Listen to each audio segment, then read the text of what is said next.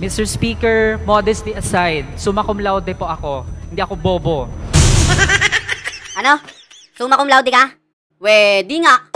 Para kang sira. Summa cum laude daw. San banda? Sa likod? Sa harap? Sa kanan? Ah, sa kaliwa. Hindi ka bobo? We, tanga. Boplax. Eng-eng. Mali. Tanga, wag kami.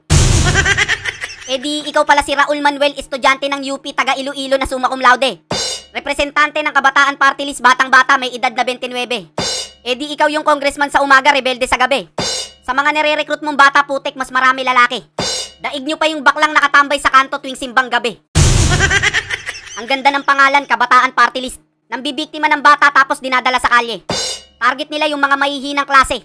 Madalas nilang mabola yung mga scholar sa klase. Sila yung nagsusunog ng kilay, nagsusunog din sa kalye. Tama, mali.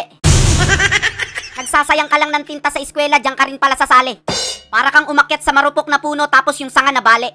Kabata-bata mong tao, daig mo pa yung pamilyadong tao, miski gabi lumalagari. Kasi balak uli nilang magpalakas, balak magparami. Tapos yung mga bata mo, sinusuotan mo ng damit pambabae. Kamukha neto yung kumanta ng Tats May Bare.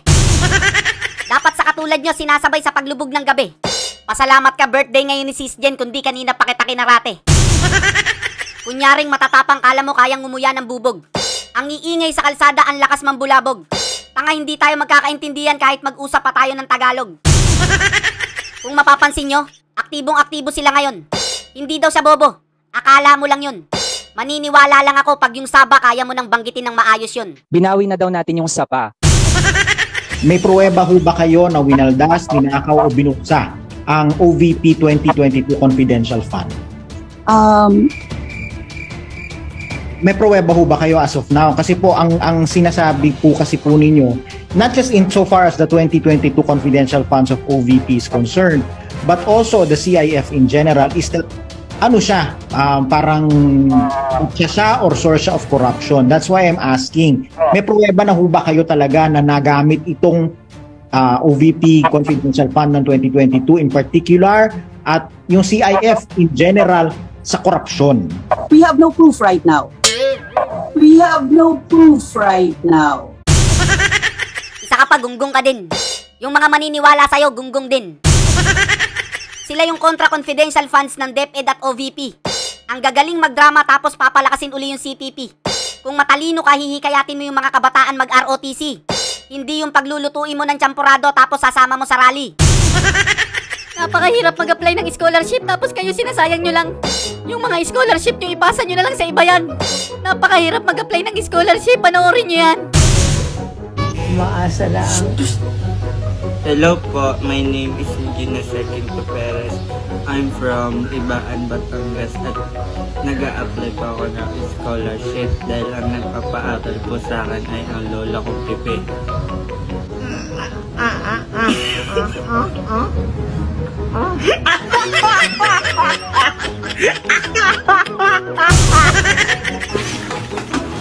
Ako po si Ricky Hermosilla po, nag-a-apply po ako maging isang scholarship para po sa pag-aaral ko, wala din po kaming pera para po sa iwas gastusin po sa loob ng bahay.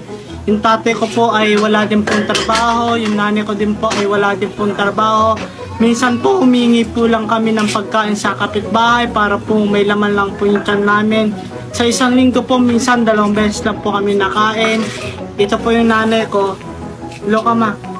Dati pong trabaho niya, Ballstar. Ano ba bata yan? Ano pang video yan ha? Ano to ma? Yung viral?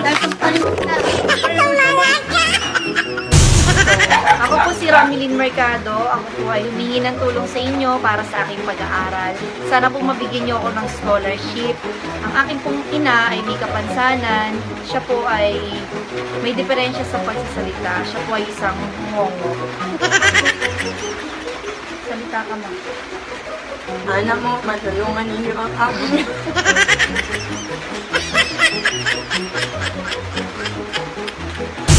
Sana po makuha niyo po ako sa scholarship grant kasi po ang aking magulang ay wala pong mga trabaho. Ang aking nanay is isang basurera na hindi po nakapag-aral ng kolehiyo hanggang ang tatay ko naman ito po siya, may kapansanan.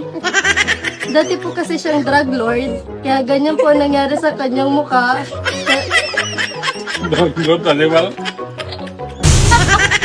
Kita nyo kung gaano kahirap yan? Mawang professional lang nakakagawa niyan. Lahat ng paraan gagawin ng magulang.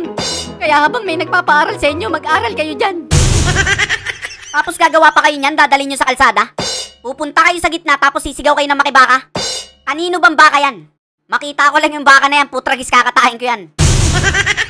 Tandaan mo, mas malakas ang sulat sa suntok. Daig mo pang itinulak sa bundok. Ikaw yung congressman na malakas yung katok. Libangan niya, mag-tiktok.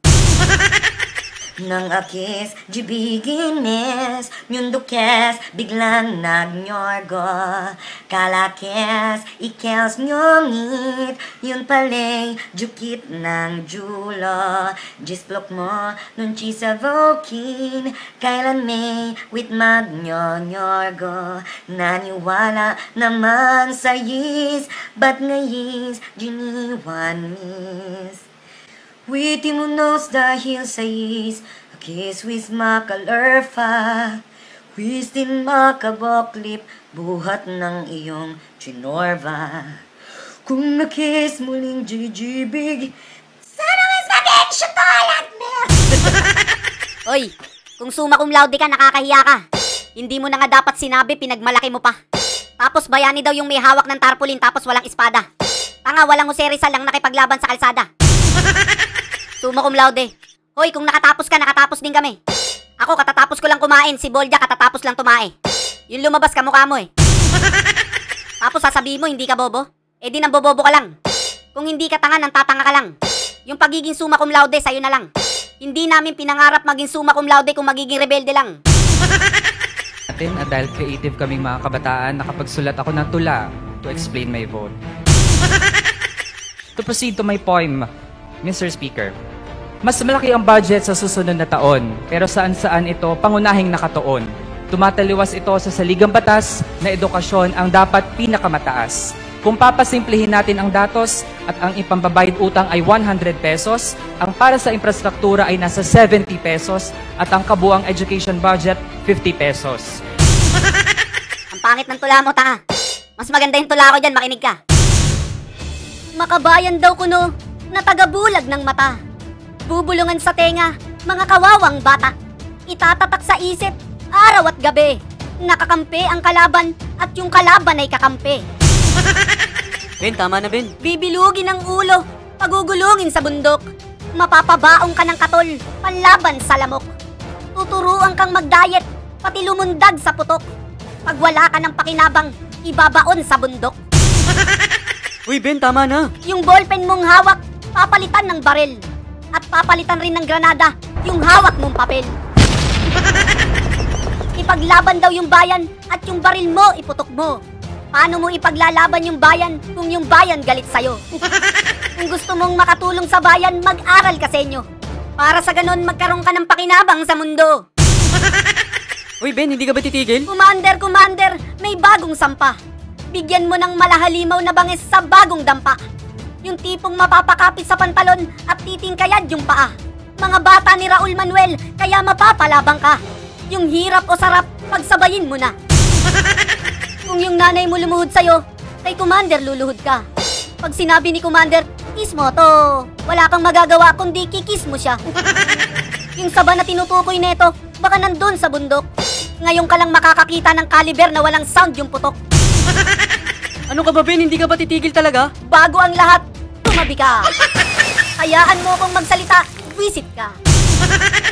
Punong-puno ng galit at balot ng pagnanasa. Tila wala na kayong pinagkaiba sa mga komunistang Tsekwa. O bata-bata, magising-gising ka. Hanapin mo ko, sasampalin kita. Hindi ng kamay, kundi ng salita.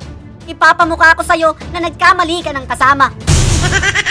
Sana'y makalampag ang tulog na kaisipan. Bulabugin ang utak sa tulang pandiinan. Sa mga bagong maglalakbay na pasibol na kabataan. Huwag niyong papasukin ang mundong di niyo alam.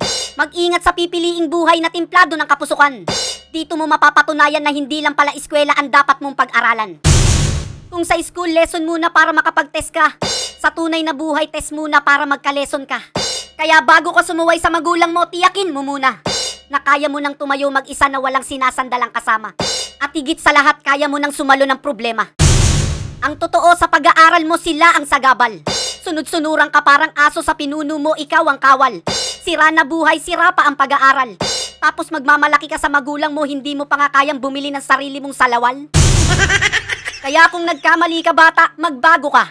Tandaan mo, may pagkakataon ka pa para ipakita sa mga tao na hindi sa lahat ng pagkakataon mali ka.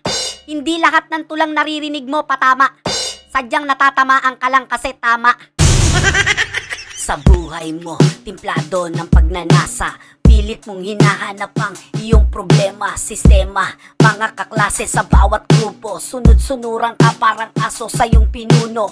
Bawat tudyan, saglit lang ikay mawawala. Sa iyong pagbabalik, ikay wala ng kaluluwa. Sawa na ang iyong magulang sa kakasabi, ikaw ang bata ka, bakit saan ka nang galing? At halos magkandara pa sa pag-agapay, dahil nasangkot ka sa gulo, wala kang malay. Ang iyong inay, lumuhod nagmakaawa. Sa pag-aplos, may bahid na luha. Gawa ng puro pasakit ang di naranas. Buhay na pinasok kaya wala kang takas at malas. Gusto mong umiwas sa pahamak, subalit buhay ang kapalit ng iyong balak. At balang araw ay iyong pag-iisipan. Ba't pinasok mo ang mundong di mo alam? Akala mo siguro ay ligtas ka na, hindi pala, ikaw pala ay biktima. Sa mga politika natin wala yari Ben Barubal. Nandito na yung pinakamagtago ka. Kung isa ka sa kanila, hamalas ka. Pag nakita ka niya, hayari kang talaga. Yung mga politikong di parehas sa bansang Pilipinas, pinipilas ng pinakamaangas nating bida na si Ben Barubal.